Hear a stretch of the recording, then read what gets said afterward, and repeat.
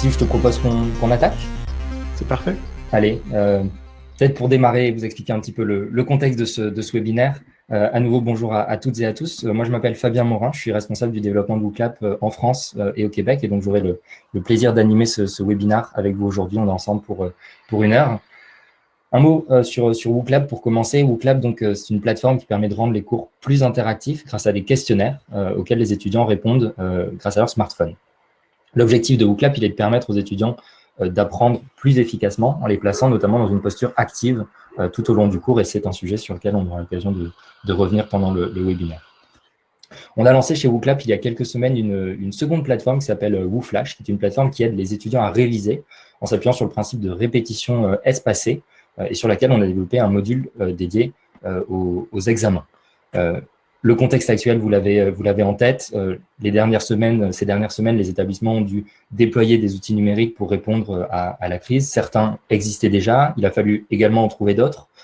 D'une part, pour organiser des cours à distance, et puis également pour organiser des examens à distance. Et donc, de nombreux enseignants nous ont contactés chez WooClap pour répondre à ça, nous ont demandé des conseils, nous ont demandé également de nouvelles fonctionnalités pour répondre à ça. Et donc, il nous a semblé important d'avoir une réflexion pédagogique d'abord sur ce sujet pour être certain d'apporter la bonne réponse et de faire en sorte que les enseignants puissent affronter le plus sereinement possible cette situation qui est inédite et qui est assez particulière. Et donc, pour mener cette réflexion, on a le plaisir aujourd'hui d'avoir avec nous Steve Masson. Steve, merci encore. Merci d'avoir accepté notre invitation pour ce webinaire. Ça fait grandement plaisir. Steve, donc, tu es professeur à la Faculté des sciences de l'éducation de l'Université de Québec à Montréal et directeur du laboratoire de recherche en neuroéducation.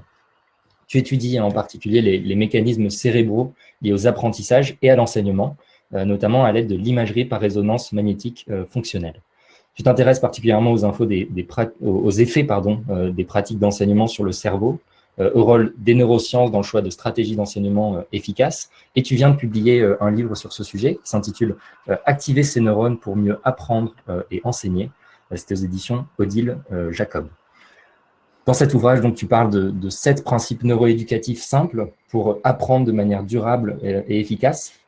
Ce qui est particulièrement intéressant dans cet ouvrage, c'est que c'est un ouvrage qui s'adresse à tous, aux élèves et aux étudiants, évidemment, aux parents également, pour accompagner les enfants dans ce cheminement d'apprentissage, aux enseignants et aux formateurs qui découvriront des stratégies précises pour leurs cours, et puis aussi aux adultes, puisque tu y parles également de solutions utiles pour améliorer ses performances en tant qu'adulte.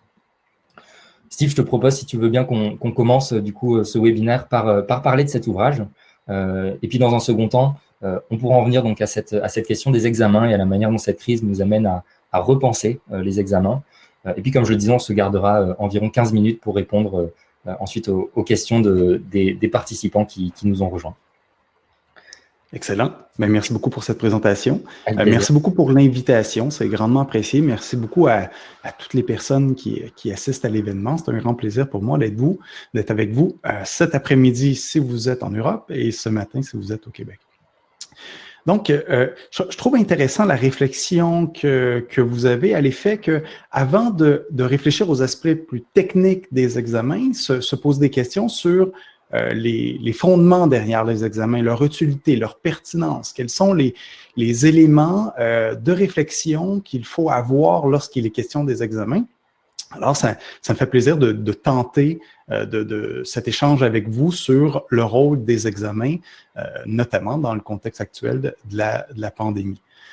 Comme ça a été mentionné, je trouverais intéressant de faire le lien avec, à vrai dire, avant de répondre aux questions, je pense que ça vaut la peine de mettre en évidence certaines idées, le cadre de référence sur lequel je m'appuie pour donner quelques réponses aux questions qui seront proposées. Donc, je vous partage à l'instant mon écran. Et donc, l'ouvrage en question vient tout juste de paraître, à vrai dire, aux éditions Odile Jacob, donc « Activer ses neurones pour mieux apprendre et enseigner », où je présente, comme ça l'a été mentionné, 7 principes neuroéducatifs. Et la particularité peut-être de ce livre-là, c'est vraiment d'essayer de mettre en évidence les retombées pratiques des recherches fondamentales en neurosciences et en psychologie cognitive et en éducation également. Donc, l'idée derrière ce cadre de référence qui nous servira à répondre aux questions en lien avec les examens, c'est que de mieux comprendre comment fonctionne le cerveau, de mieux comprendre comment fonctionne l'apprentissage, peut nous donner des indices, des pistes pour mieux apprendre et enseigner. Et toutes mes réponses vont tourner autour de cette idée-là. C'est-à-dire en s'appuyant sur notre compréhension du cerveau, ce qu'on en sait sur les mécanismes d'apprentissage et d'enseignement. Donc, autrement dit, pardon, en s'appuyant sur la recherche, l'idée est d'essayer de voir les retombées maintenant sur la pratique. Donc, est-ce que la recherche, est-ce que la connaissance du fonctionnement cérébral et cognitif peut nous donner des indices pour faciliter les apprentissages et optimiser l'enseignement? Et faire des liens entre la recherche et la pratique est toujours un défi important. Donc, évidemment, on peut parler du fonctionnement cérébral, mais de façon un peu abstraite, fondamentale, si bien qu'il peut être difficile de faire le lien avec la pratique. D'autre part, on peut parler de la pratique, mais si on ne fait que parler des stratégies et des techniques qu'on peut utiliser en classe, sans faire le lien avec la façon dont on apprend, on voit qu'il y a comme un décalage. L'idée, c'est d'optimiser l'apprentissage, d'optimiser l'enseignement. Et à ce moment-là, il faut discuter de l'intersection entre la recherche et la pratique. Et c'est ce que je vous propose dans les prochaines minutes. Et j'espère que ce cadre-là pourra nous aider à examiner la question des examens et de leur utilité. Entre les deux, je pense qu'il est utile d'essayer de mettre en évidence des principes qu'on peut qualifier de neuropédagogiques ou de neuroéducatifs, des principes qui sont à l'intersection entre la recherche, donc des principes qui reposent sur notre compréhension des mécanismes d'apprentissage, donc d'une part la recherche et d'autre part la mise en application. Et donc ces principes sont en quelque sorte le pont, le lien entre ces deux aspects fondamentaux de l'enseignement, donc s'appuyer sur la recherche, mais aussi avoir des réponses les plus claires possibles sur la façon d'enseigner pour faciliter l'apprentissage de tous les élèves. Et donc, ce que je vais vous présenter, c'est 7 principes qui me paraissent très importants pour apprendre. Donc, pour mieux apprendre et enseigner, la première chose qu'il faut réaliser, c'est qu'apprendre, c'est changer son cerveau. Donc, l'objectif premier de tout apprentissage et de tout enseignant, de tout formateur, serait d'essayer de favoriser les changements cérébraux nécessaires à l'apprentissage. Et l'un des principes de base pour favoriser ce qu'on appelle la neuroplasticité cérébrale, donc la possibilité qu'a le cerveau de changer, c'est d'activer son cerveau. Et c'est le premier principe sur lequel s'appuie le livre et sur lequel s'appuiera notre discussion tout à l'heure. Pour apprendre, il faut que le cerveau change, je le disais, et pour qu'il change, il faut que les neurones liés à l'apprentissage s'activent. Sans activation dans le cerveau, il n'y a pas d'apprentissage. Donc, il faut absolument que l'élève porte attention au contenu d'apprentissage, fasse un travail cognitif et cérébral, et que ce travail cognitif et cérébral se transpose en changement dans les connexions neuronales. Apprendre, c'est créer ou renforcer, ou parfois défaire ou affaiblir, dans tous les cas, ajuster les connexions neuronales. Nos connaissances sont encodées dans nos réseaux de neurones, et donc pour encoder des connaissances et pour apprendre, il faut activer ces neurones. C'est un élément fondamental, et tous les autres principes que je vais vous présenter tournent autour de cette idée première, activer les neurones liés à l'apprentissage. Mais activer une fois les neurones, ce n'est pas suffisant. Pour ça qu'il y a un deuxième principe qui est d'activer les neurones à plusieurs reprises. Il y a un chercheur qui s'appelle Donald Hebb qui a mis en évidence un principe relativement simple mais puissant d'apprentissage dans le cerveau, selon lequel les neurones qui s'activent ensemble se connectent ensemble. Donc, lorsqu'on fait un exercice, lorsqu'on réfléchit, lorsqu'on donne une réponse, certains groupes de neurones s'activent.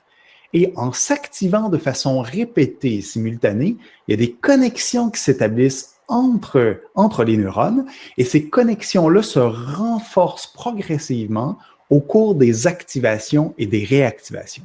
Donc, il est important non seulement de prévoir, de planifier une activation liée à chacun des apprentissages, mais en fait, il est préférable de planifier plusieurs activations, donc mettant en scène différents types d'activités pédagogiques. Justement, parmi ces activités pédagogiques, il y en a deux qui sont particulièrement efficaces et pour lesquelles on a des résultats de recherche très clairs au niveau de leur efficacité. Premier type d'exercice, ça concerne la récupération en mémoire. Et c'est le troisième principe dont je vais vous parler, d'entraîner la récupération en mémoire. Donc, pour apprendre, je le disais, il faut activer son cerveau. Et l'une des façons de le faire, c'est de demander aux apprenants de récupérer l'information qu'ils ont dans leur tête, donc de récupérer en mémoire. Donc, vous le savez, lorsqu'on apprend, l'information est stockée dans ce qu'on appelle notre mémoire à long terme. Et pour pouvoir utiliser nos connaissances, il faut donc activer ces connaissances ou les récupérer en mémoire. Et ce travail de récupération en mémoire est bien sûr essentiel pour répondre, pour accomplir une tâche, mais c'est également très important dans l'apprentissage.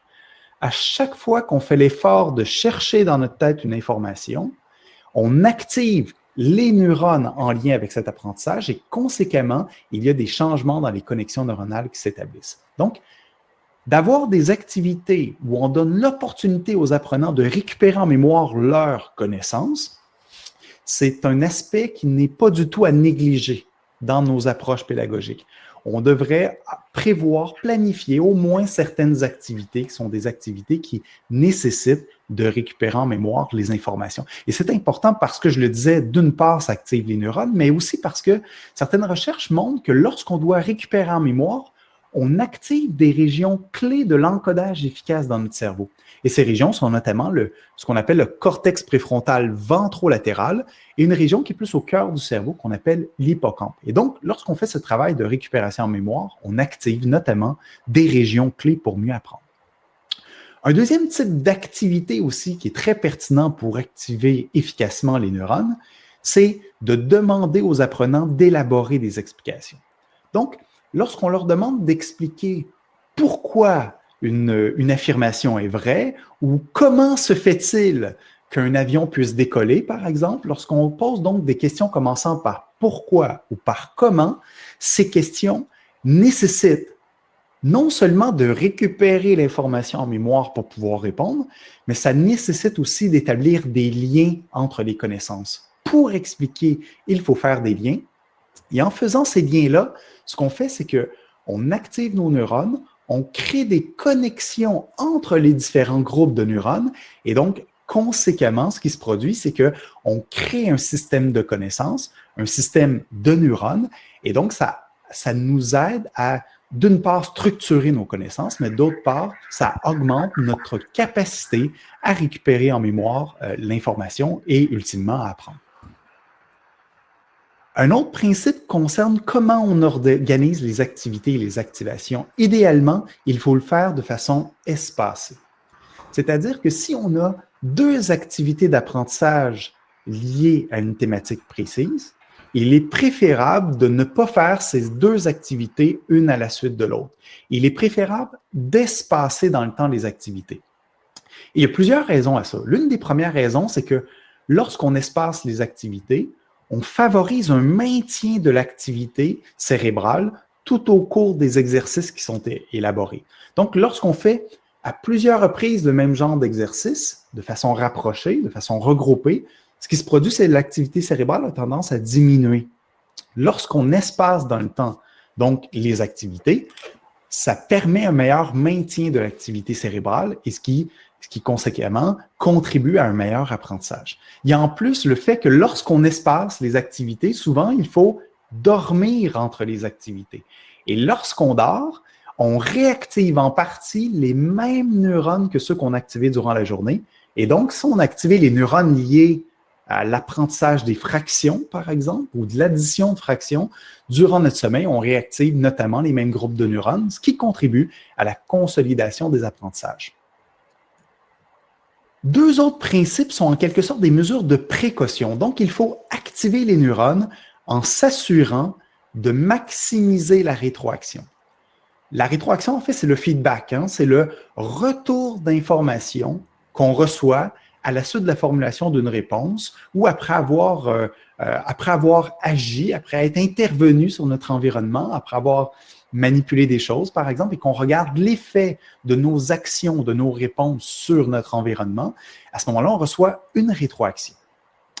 Et parfois, la rétroaction va confirmer que la réponse qu'on a fournie ou l'action qu'on a fait, elle était appropriée, elle était bonne. Donc, on parle alors de rétroaction positive. Mais parfois, la rétroaction peut mettre en évidence le fait qu'on s'est trompé, qu'on a commis une erreur. À ce moment-là, on appelle ça, dans le domaine de la recherche, la rétroaction négative. Et cette rétroaction, elle est essentielle pour pouvoir ajuster les connexions neuronales. Donc, la rétroaction positive envoie un signal dans le cerveau que les connexions neuronales qui ont servi à formuler la réponse sont bien organisées, sont efficaces. Et conséquemment, lorsqu'on reçoit de la rétroaction positive, on active notre cerveau, notamment dans une région qui s'appelle le striatum. Il y a relâchement de dopamine et ça a pour effet de créer un sentiment de plaisir ou de satisfaction. Et effectivement, lorsqu'on réussit une tâche, de façon générale, on a tendance à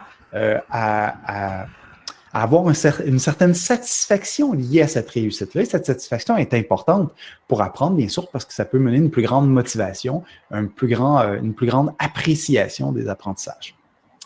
La rétroaction négative, celle, en fait, où on réalise qu'on a commis une erreur, elle est importante aussi parce qu'elle peut déclencher des mécanismes de correction dans le cerveau, notamment l'activation d'une région qu'on appelle le cortex cingulaire antérieur, en plus de régions du cortex préfrontal qui est situé devant le cerveau. Et l'activation de ces régions mène donc à un processus de correction d'erreur. Et c'est crucial. Cette question de la rétroaction, elle est vraiment cruciale. C'est d'ailleurs l'un des facteurs pédagogiques les plus importants pour apprendre.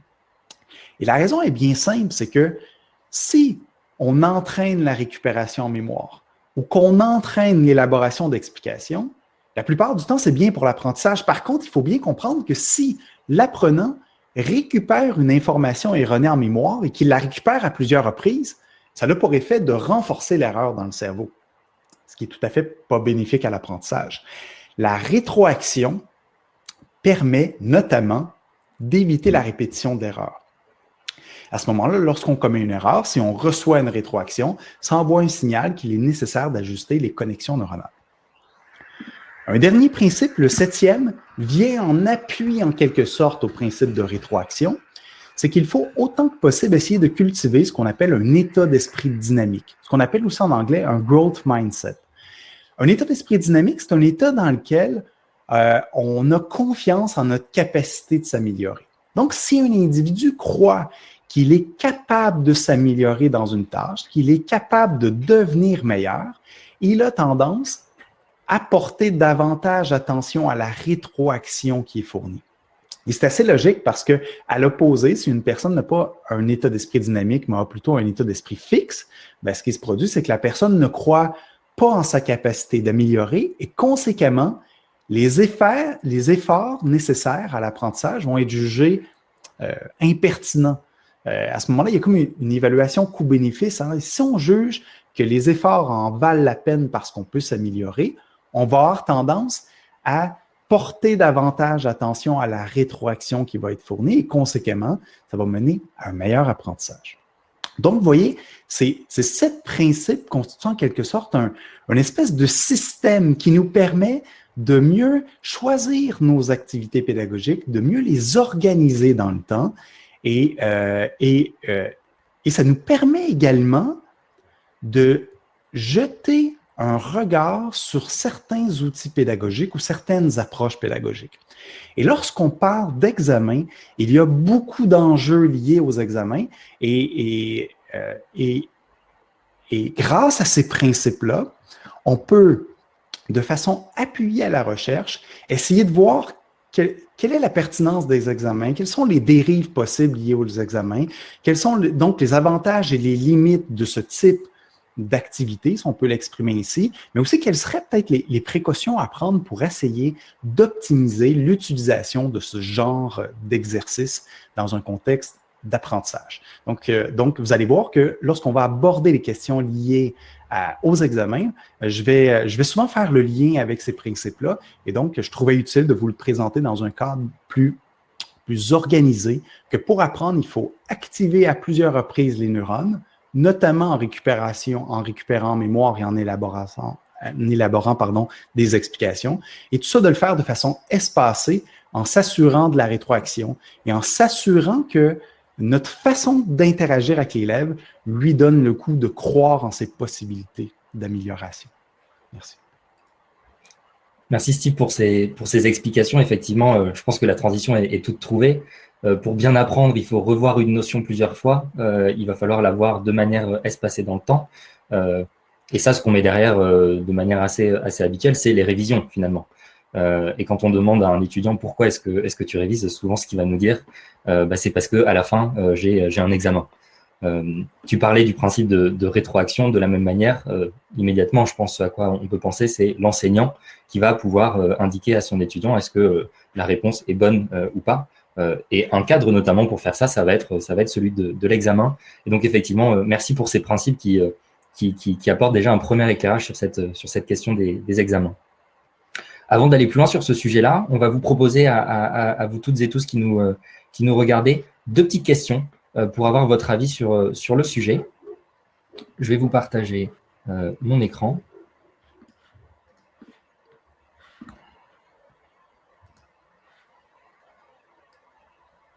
Voilà, vous voyez donc mon écran et donc je vais vous proposer de vous connecter sur WooClap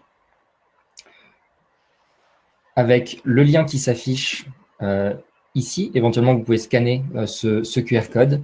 Le lien donc que vous pouvez rentrer directement dans un navigateur sur votre téléphone ou sur votre ordinateur, www.wooClap.com/webinar. Et ça va nous permettre de vous poser 2 petites questions pour avoir votre avis sur la question des examens et sur lesquelles, Steve, bien sûr, tu pourras réagir. Allez, je vois qu'une centaine d'entre vous êtes déjà connectés.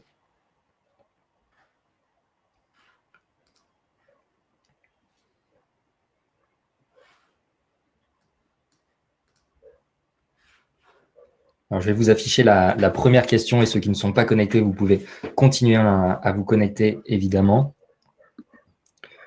Le lien de connexion est toujours ici en haut. Une première question, Steve, c'est toi qui voulais la poser pour avoir un petit peu une idée de ce que pensaient les participants à ce webinaire. Étant donné la pandémie actuelle, est-il préférable, selon vous, de laisser tomber les examens alors qu'on voit les résultats de ce sondage qui s'affiche en temps réel?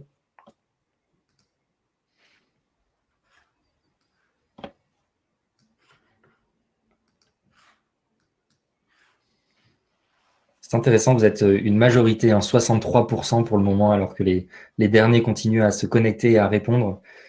Voilà, 64% d'entre vous à plutôt être négatif là-dessus. À votre sens, il faut continuer à faire des examens, mais vous êtes tout de même un tiers à vous prononcer pour, pourquoi pas, laisser tomber les examens.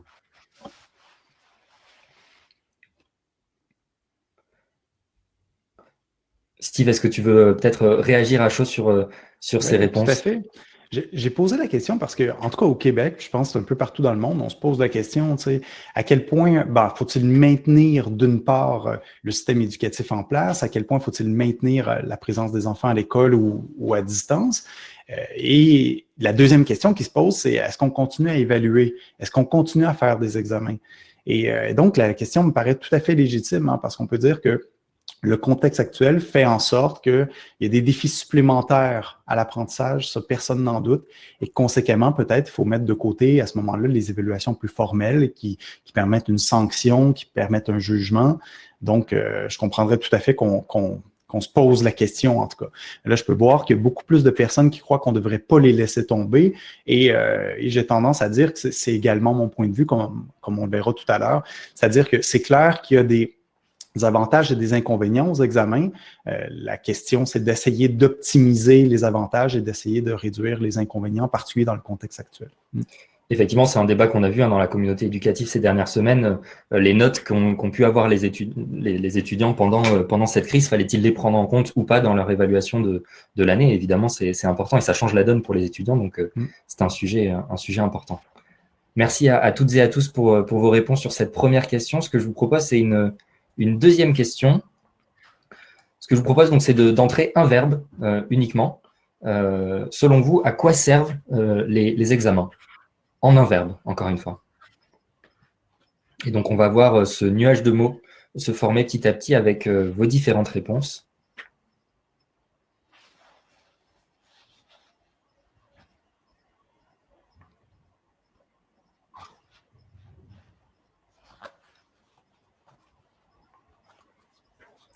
Et là, on a déjà plus de 100 mots qui sont arrivés dans ce nuage de mots et déjà quelques idées qui se dégagent. Ah, plusieurs verbes très intéressants, effectivement. Je crois que vos idées vont idéalement lancer cette discussion sur les examens.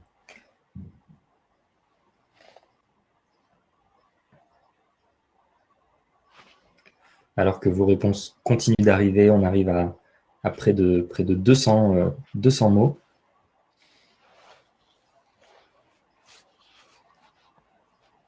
Allez, je vous laisse quelques secondes de plus pour les derniers qui souhaitent envoyer une réponse.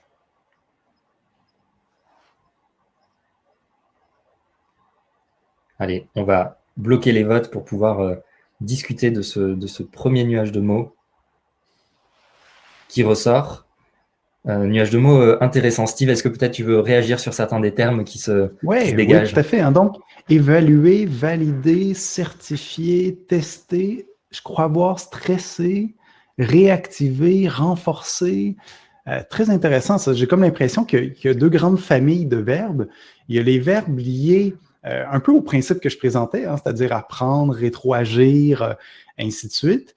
Mais il y a aussi des verbes qui concernent plus l'évaluation, la certification, tester, poser un jugement.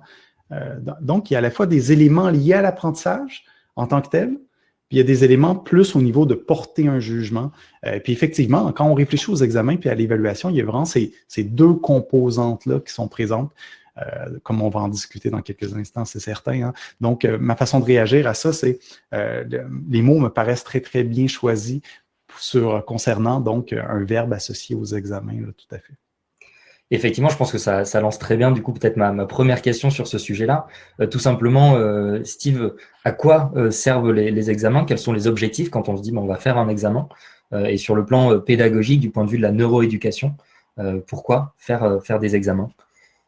Oui, ben, c'est une bonne question. Puis le mot qui est le plus en évidence, c'est le mot évaluer. Hein. Évidemment, il faudrait définir qu'est-ce que ça veut dire, évaluer, mais la plupart du temps, quand on pense aux examens, on pense d'abord et avant tout à l'idée qu'on va obtenir une note. Donc, on fait un examen, on obtient une note et cette note va servir à prendre des décisions sur le fait de passer au niveau supérieur, par exemple, sur le fait d'avoir ou de ne pas avoir acquis certains apprentissages. Et donc, le premier réflexe qu'on a lorsqu'il est question des examens, c'est cet aspect de l'évaluation, en quelque sorte. Et ça fait en sorte que si on ne s'attarde qu'à cet aspect-là, ben, on peut souvent avoir une perception négative du rôle des examens en classe. On peut par exemple, se dire, ben, ça sert juste à classer, à juger les élèves, ils n'en ont pas nécessairement besoin. On peut se dire avec raison que ça peut être une source d'anxiété pour certains élèves. Hein. D'ailleurs, il y avait le verbe stresser tout à l'heure. Effectivement, pour les étudiants, l'examen, ils ne l'associent pas à un bon moment, en général. Oui, c'est en général. Puis là, on a tendance à croire que les étudiants n'aiment pas donc les examens. On entend aussi des arguments à l'effet que ben, le temps qu'on consacre à des examens, on pourrait le consacrer à faire autre chose, à faire d'autres activités peut-être plus pertinentes, qui sait. On dit souvent que les examens mènent à un apprentissage superficiel, hein, parce qu'on fait juste apprendre par cœur les choses, semblerait-il, puis on répond à l'examen, puis c'est réglé. Donc, il y a une connotation assez négative par rapport aux examens. D'ailleurs, j'avais vu une synthèse qui avait analysé les articles portant sur les examens dans 3 grandes revues en éducation. Et cette synthèse dévoilait que 90% des articles publiés dans ces revues-là étaient négatifs. Donc, les points de vue étaient négatifs par rapport aux examens. Et les arguments qui étaient évoqués, c'est les arguments que j'ai présentés tantôt, mais il faut comprendre que bien que ces arguments soient légitimes, il y a certains aspects qui nous amènent à mettre en doute la valeur de certains de ces arguments, ou du moins du moins de considérer qu'en prenant certaines précautions, on peut éviter certaines dérives. Je vous donne l'exemple, par exemple, de dire que les examens sont une source d'anxiété pour les étudiants. C'est vrai, c'est documenté, certains étudiants sont anxieux. Mais la question qu'on peut se poser, c'est quoi la solution? Est-ce que c'est d'enlever les examens? Ce serait une piste de solution qui viendrait avec certains inconvénients, c'est certain. Mais une autre piste de solution intrigante serait de faire plus d'examens pour réduire l'anxiété. Et il y a certaines études qui montrent justement ça, c'est-à-dire qui montrent que lorsqu'on fait plus fréquemment des examens avec les étudiants ont plus confiance en leurs capacités et conséquemment deviennent moins anxieux lors d'un examen. Et il y a même une étude assez fascinante qui a fait le test. Qu'est-ce qui arrive si on donne un examen à chaque cours? C'était dans un contexte universitaire où les étudiants avaient un cours par semaine et on avait fait l'expérimentation un peu audacieuse de dire qu'il y a un examen à chaque cours. Et de façon étonnante, il y avait, j'ai pris des notes, 72% des étudiants, je le disais tantôt, qui étaient moins anxieux. Il y en a 77% qui disaient préférer avoir un examen à chaque cours plutôt que juste un ou deux examens durant tout le trimestre.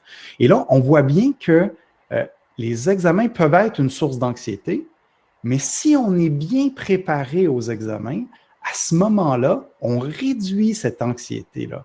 D'où l'argumentaire que je veux mettre en place, c'est que les examens peuvent être un outil non seulement pour évaluer, sanctionner, juger, mais c'est peut-être d'abord et avant tout un outil d'apprentissage, un outil pour mettre en application notamment les 7 principes dont je parlais tout à l'heure. Et effectivement, ce lien du coup avec les 7 principes, on les voit bien. Alors justement, pour appliquer ces principes-là, dans ce que tu as pu voir dans les pratiques des enseignants, des établissements, est-ce que peut-être tu as quelques idées d'examens qui étaient réussis et peut-être à l'inverse aussi pour avoir le contre-exemple des examens qui avaient certains travers et qu'il faut savoir éviter quand on organise des examens. Mais tu sais, quand on fait des évaluations, lorsqu'on fait des examens, on voit vraiment dans notre tête l'idée de note. Okay? Mais mettons ça de côté un petit peu, cette idée de note, qu'il y ait une note ou pas. Okay? Les examens, c'est vraiment une opportunité d'activer les neurones liés à l'apprentissage visé. C'est une opportunité de le faire une fois de plus. C'est l'opportunité, via les questions qu'on pose, de entraîner la récupération en mémoire, entraîner l'élaboration d'explications. Et c'est l'opportunité, tu l'as dit Fabien tout à l'heure, c'est une opportunité aussi de donner une rétroaction aux élèves, une rétroaction précise. Et donc, il y a de clairs avantages. Et donc, pour que ça soit un bon examen, en quelque sorte, à mon avis, il y a cet aspect-là. L'examen doit s'inscrire dans une planification pédagogique plus globale où on souhaite mettre en application notamment les 7 principes dont je parlais tout à l'heure. Donc, il faut essayer d'optimiser donc la mise en application de chacun des principes via les examens. Et là, à mon avis, il y a certains aspects à considérer, OK? Donc, si on pose la question, c'est quoi de mauvais examens? À mon avis, l'un des critères à considérer, c'est si l'examen est trop difficile. Si l'examen est trop difficile, les effets négatifs des examens vont être amplifiés. Il est assez clair que si on se fait dire à répétition qu'on fait des erreurs, si donc on a une rétroaction négative soutenue, ça peut mener à un découragement. Ça peut mener à une démotivation. Fait que, très important d'ajuster le niveau de difficulté des questions en fonction de l'endroit où se situe l'apprenant dans son continuum. Corrige-moi si je me trompe, Steve, mais il me semble que les rétroactions positives entraînent l'apparition de dopamine notamment, qui va jouer sur la motivation de l'apprenant justement dans son parcours d'apprentissage.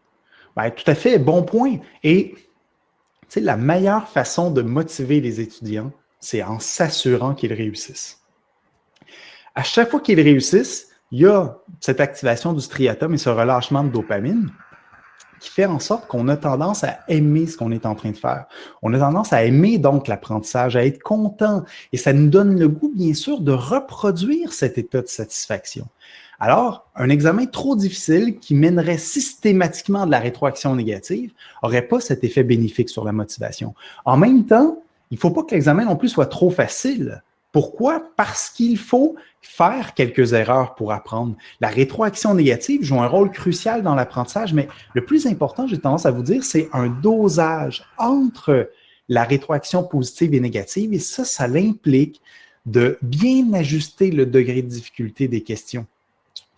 J'ai même vu une modélisation assez intéressante qui mériterait d'être confirmée par d'autres études, par contre, mais qui suggérait que lorsqu'on fait un travail et qu'on obtient un taux de réussite d'environ 85%, ça serait le scénario le plus optimal pour l'apprentissage.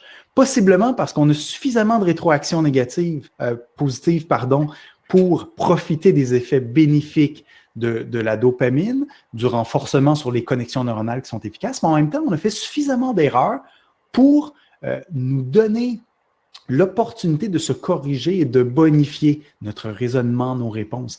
Fait que l'un des aspects, j'ai tendance à vous dire, pour faire un bon examen, il faut que ça soit idéalement pas correctement dosé au niveau du degré de difficulté. Ça me paraît important.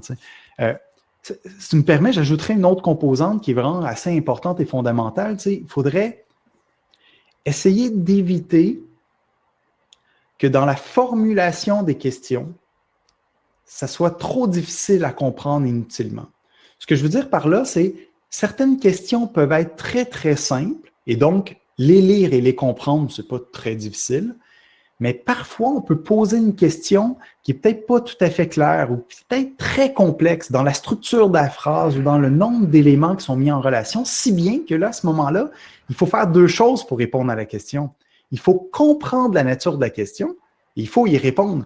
Mais si on n'arrive pas à franchir cette première étape, non pas parce qu'on manque de connaissances, mais parce que les questions sont trop surchargeantes au niveau cognitif, mais là, à ce moment-là, une partie des apprenants ne pourront pas répondre, non pas nécessairement par manque de connaissances, mais parce qu'ils sont incapables, ils sont dans un état de surcharge cognitive qu'on appelle, puis à ce moment-là, ils n'arrivent pas à bien comprendre le sens de la question, puis ils vont avoir de la misère à articuler aussi, toujours à cause de cette surcharge, ils vont avoir de la difficulté à articuler leur réponse à ce moment-là. Moi, ça serait donc deux grandes précautions, j'aurais tendance à dire, surtout en contexte de la pandémie actuelle. On ne veut pas que les examens soient trop difficiles, mais on veut quand même que l'élève ait l'opportunité d'apprendre d'une rétroaction et d'erreurs commises.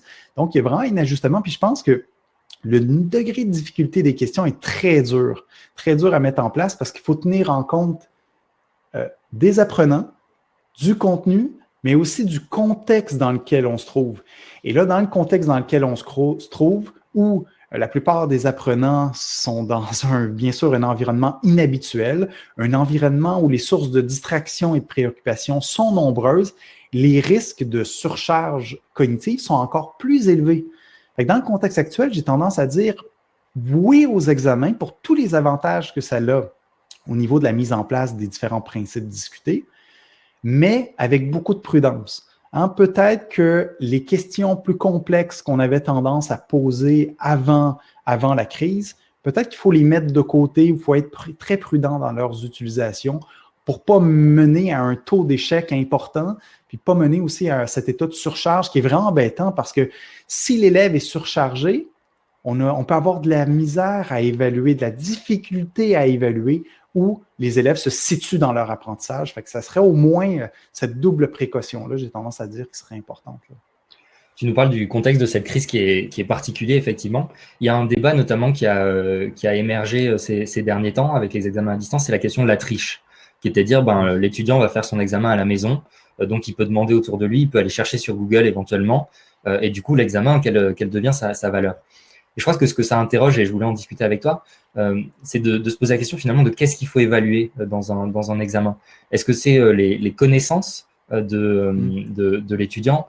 Tu nous parlais tout à l'heure du fait que lorsqu'on élaborait des explications, ça nous obligeait à lier plusieurs connaissances.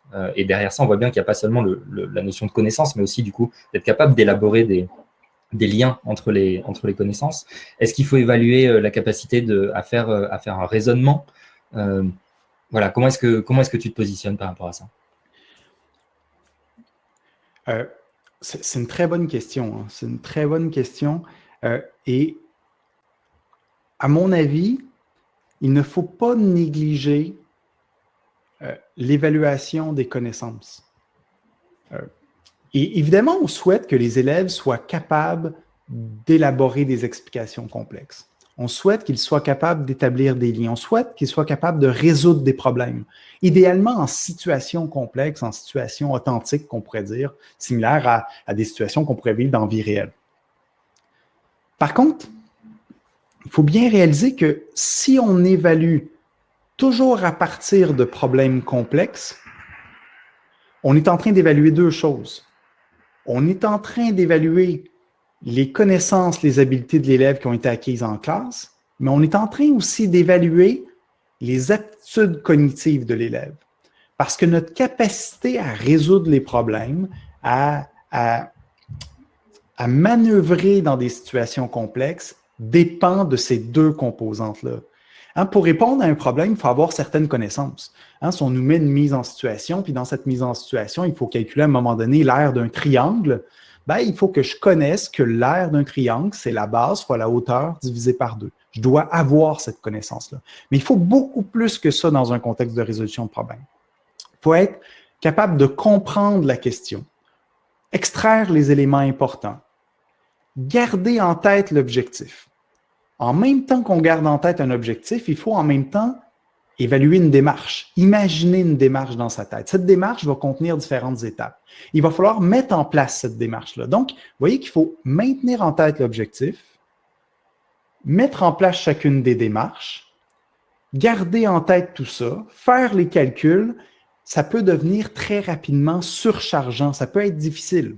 Alors, ce que je suis en train de dire, c'est que je ne suis pas en train de suggérer qu'il ne faut que poser des questions très simples de connaissances qui impliquent seulement de la récupération mémoire simple.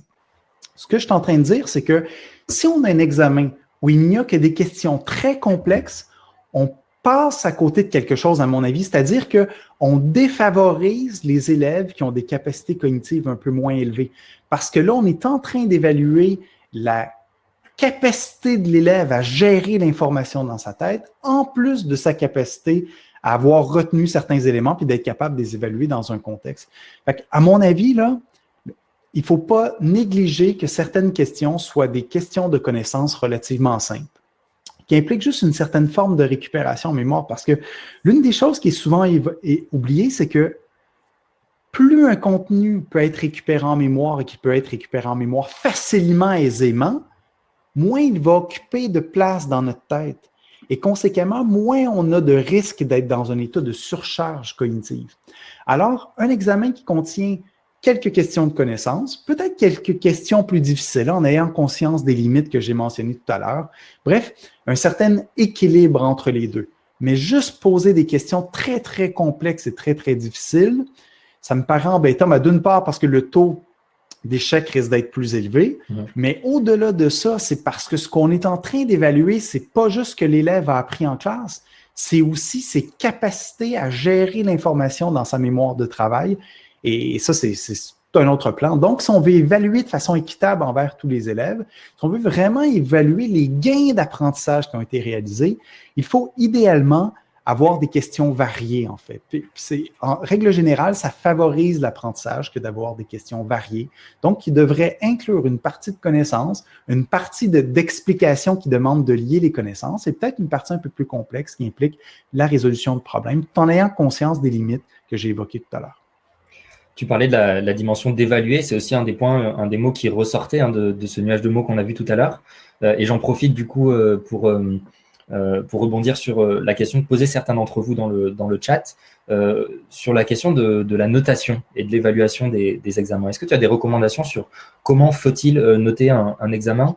Dans quel niveau de complexité des barèmes est-ce qu'il faut aller? On sait qu'il y a des enseignants qui développent des barèmes avec des points négatifs, par exemple, des choses plus ou moins complexes, où parfois on se demande est-ce qu'en fait ce qu'on mesure, c'est pas plutôt la sensibilité au risque de l'étudiant, sa stratégie de réponse, plutôt que directement ses connaissances et ses compétences. Comment noter un examen? Excellent point. Vous savez que l'un des avantages des examens, c'est que ça nous donne l'opportunité de donner de la rétroaction aux apprenants. Et là, il y a beaucoup d'études qui montrent quelles sont les rétroactions les plus efficaces? Et les rétroactions les plus efficaces ne sont pas celles où on fait juste dire si la réponse est bonne ou mauvaise. Donc, de mettre un X ou un B, une note, 2, 3, 4 ou 5, ça contribue assez peu à l'apprentissage. Les recherches sont assez claires que plus le feedback, la rétroaction porte sur la tâche, sur le lien entre la réponse et la tâche demandée, sur le processus qui permet d'obtenir la réponse et même sur les mécanismes de régulation, de vérification qu'on peut mettre en place au cours de cette démarche-là. Donc, autrement dit, plus la rétroaction est élaborée, détaillée et axée sur la tâche, plus elle a un effet bénéfique. Donc des examens qui seraient l'opportunité pour un formateur, un enseignant, de donner une rétroaction élaborée, détaillée, risquerait d'être plus efficace. Fait qu'à ce moment-là, on voit bien que la note en tant que telle apporte pas grand-chose pour l'apprentissage. Mmh. Si la note est bonne, à vrai dire, ça envoie de la rétroaction positive, une bonne chose, on est content de notre note. Si la note est mauvaise, de la rétroaction négative, on n'est pas content, ça peut même mener à une démotivation. On comprend bien que donc, les erreurs commises doivent vraiment être présentées dans un examen, non pas comme un indice que l'élève est incompétent et pas bon dans ce domaine-là, mais comme, ah, regarde, ça, c'est un indice que tu as encore besoin d'apprendre certaines choses.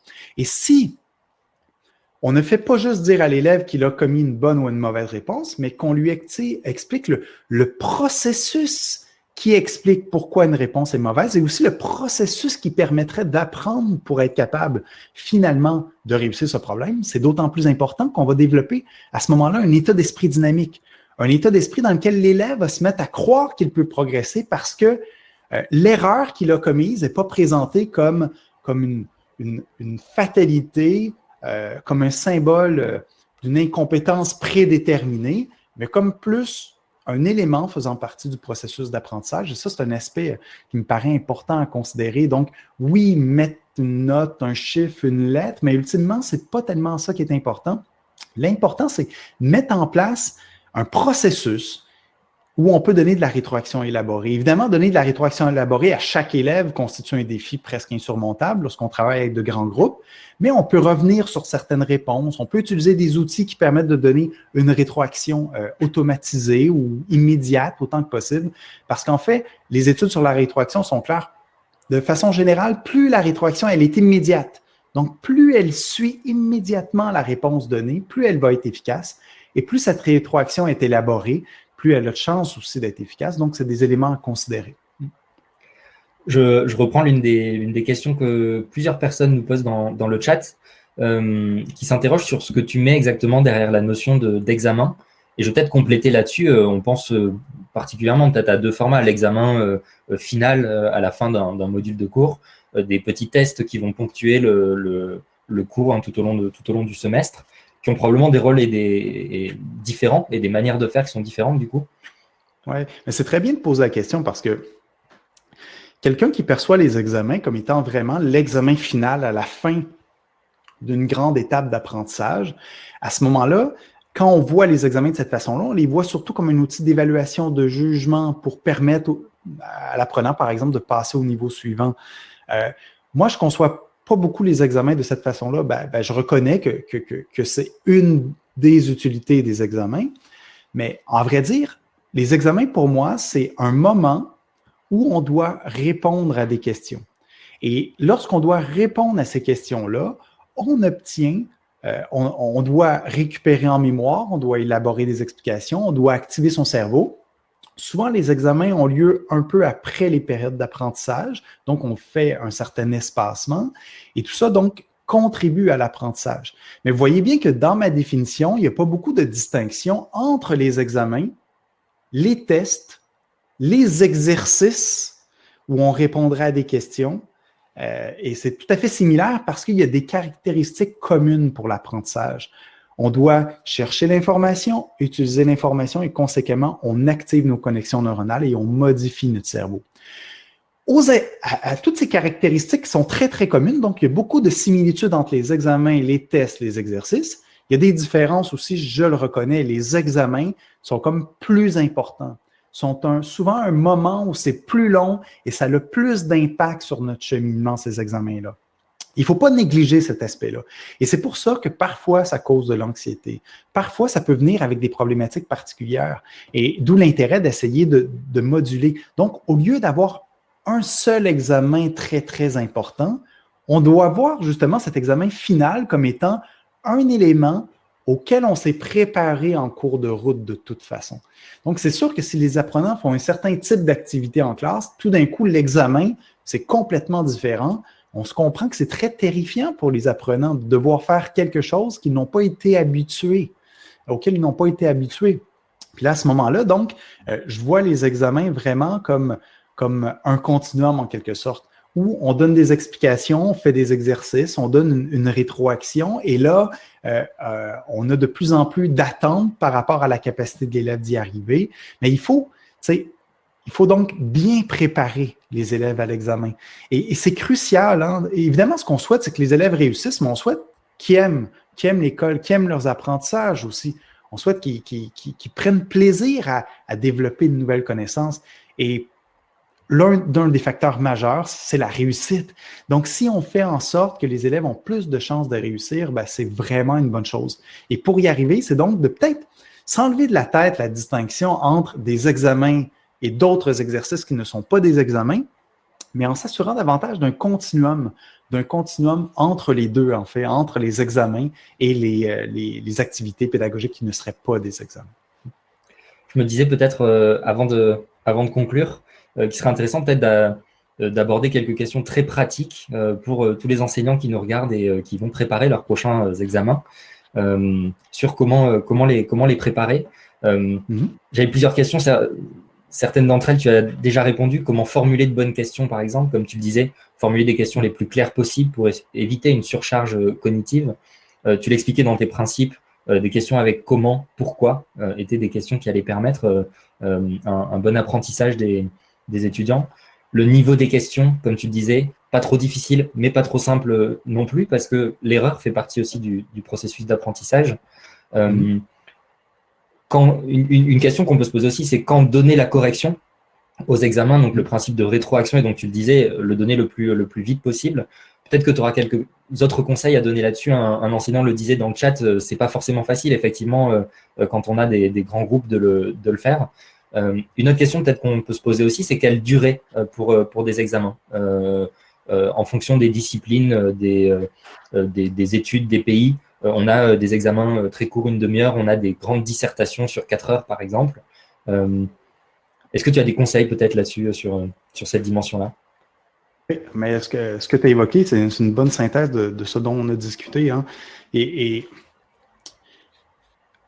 j'ai parlé un petit peu tout à l'heure des caractéristiques des rétroactions efficaces. Je peux élaborer un petit peu là-dessus parce qu'il y a quelque chose d'assez intéressant, c'est que dans les études, règle générale, il faut que la rétroaction soit la plus près possible de la réponse. Ça favorise l'apprentissage. Mais il y a une distinction à faire par contre, c'est que cette rétroaction immédiate, elle est particulièrement importante au début de l'apprentissage. Lorsque le risque d'erreur est élevé, idéalement, il faut cette rétroaction immédiate. Lorsqu'on est dans un processus davantage de consolidation, où on a un bon degré de certitude que les élèves, que les apprenants vont y arriver, à ce moment-là, le fait d'avoir une rétroaction immédiate, elle est un peu moins importante. Donc, on peut faire une rétroaction différée à ce moment-là.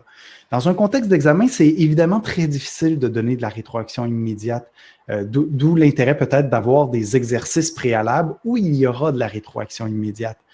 Mais on peut imaginer des scénarios. Par exemple, si un exercice contient une dizaine de numéros, on demande aux apprenants de faire le premier numéro et ensuite, on leur demande d'attendre. On fait un retour en groupe sur ce premier numéro, sur la démarche, sur la réponse associée à ce premier numéro. Et ensuite, on donne le hockey, le droit aux apprenants de continuer les exercices. Ce n'est pas une rétroaction immédiate, mais presque en fait. On résout le problème, on attend quelques instants que tout le monde ait terminé, puis on donne la rétroaction. Ça, c'est une des premières possibilités. Et il y en aurait plusieurs autres que j'ai essayé de détailler dans le livre parce que c'est clairement un défi. dans le livre, c'est ça, j'ai essayé d'identifier le plus grand nombre de stratégies lorsqu'on est dans un grand groupe. Puis l'une des stratégies, c'est celle que j'énonçais qui me paraît assez intéressante. L'autre élément, c'est, vous savez, en général, l'utilisation des technologies en éducation, c'est ni bon ni mauvais. Les études montrent assez clairement que c'est ni négatif ni positif. Donc, soutenir, admettons que dès qu'on utilise des outils technologiques, ça facilite l'apprentissage, c'est tout simplement pas appuyé par la recherche. Dire au contraire que ça nuit systématiquement à l'apprentissage, ça aussi, c'est pas appuyé par les données actuelles. Ce qu'on peut dire, c'est que ça dépend toujours de ce qu'on fait comme utilisation de la technologie. Et là, à ce moment-là, donner de la rétroaction immédiate grâce à des plateformes informatiques où on pose une question, puis tout de suite, on peut donner de la rétroaction qui est préprogrammée, qui est automatisée. C'est assurément pas la seule façon de le faire, mais c'est une des façons de donner de la rétroaction immédiate. Souvent, cette rétroaction immédiate, malheureusement, elle ne sera pas toujours assez élaborée pour qu'elle soit aussi efficace qu'on le souhaiterait, mais elle aura l'avantage d'être immédiate. Fait que ça fait partie des pistes de solutions. Pour ce qui est de la durée, là, c'est vraiment pas évident, parce que, à vrai dire, pour répondre correctement à cette question, il faut toujours tenir compte du contexte dans lequel on est. Est-ce que c'est un enseignement à distance, en présentiel, avec un petit groupe, avec un grand groupe, en contexte inhabituel de pandémie ou en contexte régulier? Fait que je pense que toutes les réponses que j'ai fournies, il faut vraiment les moduler en fonction du contexte. Et la question de la durée de l'examen aussi doit être modulée. Je ne connais pas d'études qui montreraient qu'il ne faut pas que les examens durent plus que X temps. Parce qu'en fait, ça dépend de tellement d'autres facteurs qu'il est impossible de donner une durée précise. Ça dépend du degré de difficulté des questions. Ça dépend du degré d'expertise des élèves sur le sujet questionné. Ça dépend des sources de distraction environnantes. Alors, on s'entend bien dans un contexte de pandémie, si on est à distance, dans un environnement inhabituel où on a un surcroît de préoccupations par ailleurs, là, il faut certainement moduler la durée en fonction de tous ces paramètres-là. Pour conclure, est-ce que justement sur ces examens à distance, tu identifies quelques autres paramètres sur lesquels il faut que les enseignants soient vigilants et peut-être pour leur donner quelques conseils dans cette période? Pour le défi des examens à distance, c'est surtout le risque de distraction, le risque de surcharge, surtout quand les apprenants ne sont pas habitués. Donc, habituellement, sont habitués, disons, d'avoir une feuille devant eux avec un crayon, ils répondent aux questions, ils sont évalués formellement de cette façon-là depuis des années souvent. Et là, tout d'un coup, ça change. Il y a une interface, il y a de nouvelles directives, il y a de possibles sources de distraction. On fait un examen dans une maison où les gens parlent autour, où il y a du bruit, où tout le monde s'active. C'est pas du tout le même contexte que quand on est en salle d'examen où tout le monde est silencieux. Donc, le défi majeur, j'ai tendance à penser, des examens à distance, c'est notamment d'éviter les sources de distraction. Puis ça vaut la peine de prévenir les apprenants. Leur dire, écoutez, fais attention vraiment, pour faire ton examen, assure-toi d'être dans un environnement où il n'y a pas trop de distraction, pas trop de bruit, pas trop de conversation. Évitez de laisser des fenêtres ouvertes, des fenêtres, par exemple, touchant les médias sociaux ou nos messages de courriel électronique, nos emails. Et à ce moment-là, de réduire au minimum les sources de distraction. Puis idéalement aussi, de se familiariser avec l'interface bien avant l'examen pour que ces aspects-là aient été suffisamment automatisés dans la tête de l'apprenant pour qu'il ne cause pas une surcharge supplémentaire.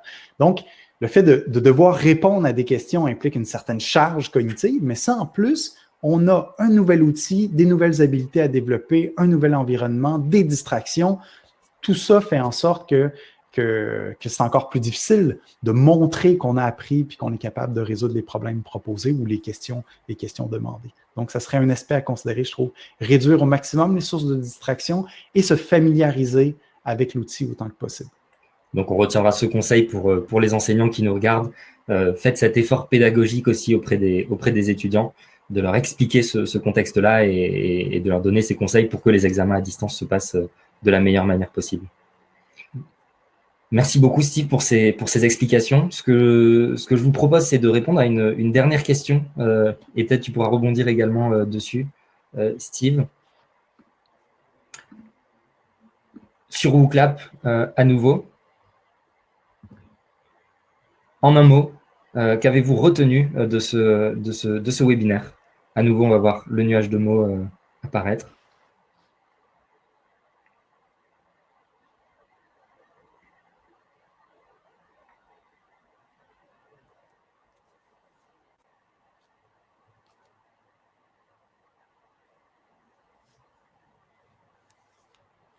On voit le mot rétroaction déjà hein, qui se dégage.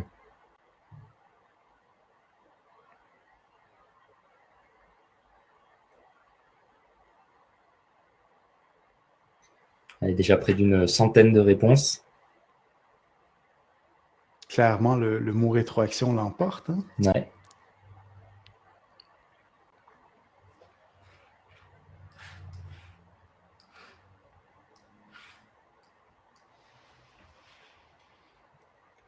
Et on vous laisse quelques secondes de plus pour envoyer vos réponses dans ce nuage de mots.